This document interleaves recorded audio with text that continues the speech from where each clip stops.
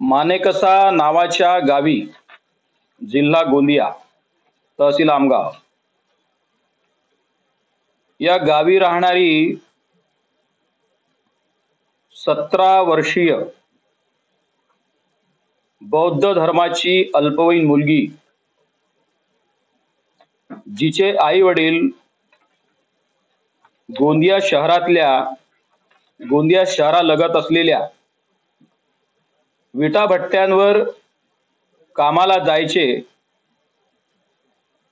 तो शकील मुस्तफा सिद्दीकी या 38 वर्षे वयाच्या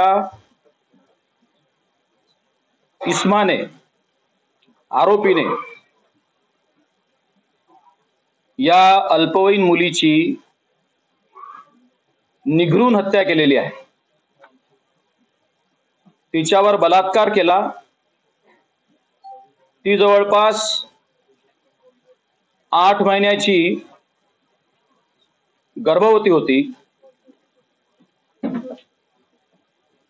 तिला गोंदिया परिसरातल्या अनेक वैद्य असतील, डॉक्टर असतील, त्यांच्याकडे नेऊन तिला अबॉर्शन करण्याचा देखील प्रयत्न केला, परंतु त्याच्यात त्याला यश मिळालं नाही.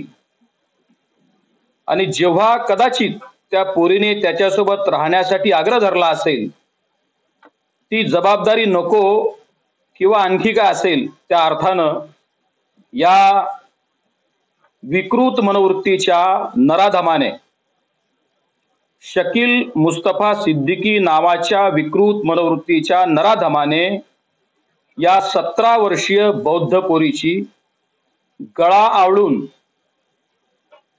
संध्याकाळच्या सुमारास सर्वप्रथम हत्या करण्याचा प्रयत्न केला.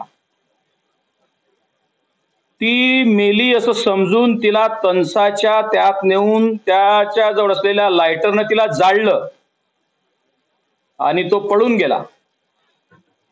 ती पोरगी त्यावेळेला मरण पावली नव्हती. ती जवळपास 26 ते 27 फूट ज्या ठिकाणी जाळलं त्यापासून ती स्वतःला वाचवण्याच्या प्रयत्नात घसरत गेली, परंतु तिला जीव वाचवणं शक्य झालं नाही.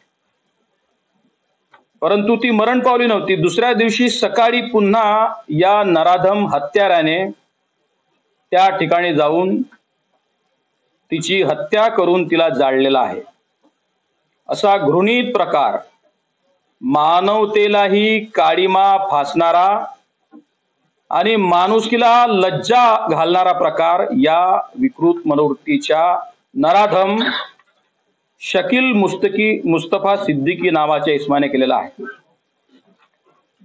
या प्रकरणामध्ये मी स्वतः मुलीच्या पालकांच्या घरी भेट दिली. खरं तर गोंदिया जिल्ह्यातल्या या तालुक्यामध्ये जवळपास 85 वीटभट्ट्या ह्या अनधिकृत आहेत. सर्वोच्च न्यायालयाचे दिशानिर्देश स्पष्ट असताना अशा जिल्ह्यांमधलं प्रशासन गांभीर्यानं कोणत्याही शासनाच्या नियमांकडे लक्ष घालत नाही किंवा न्यायालयाच्या निवाड्यांचा देखील अवहेलना करताना आपल्याला दिसत आहे. या संपूर्ण प्रकरणाची रीतसर आणि सखोल चौकशी करण्याचे आदेश मी दिलेत. या आरोपीवर सर्वप्रथम हत्येचा प्रयत्न आणि हत्येचा गुन्हा दाखल करण्यात आला होता. त्यानंतर पोक्सो लावण्यात आला. त्यानंतर अॅट्रॉसिटीची कलम लावण्यात आली.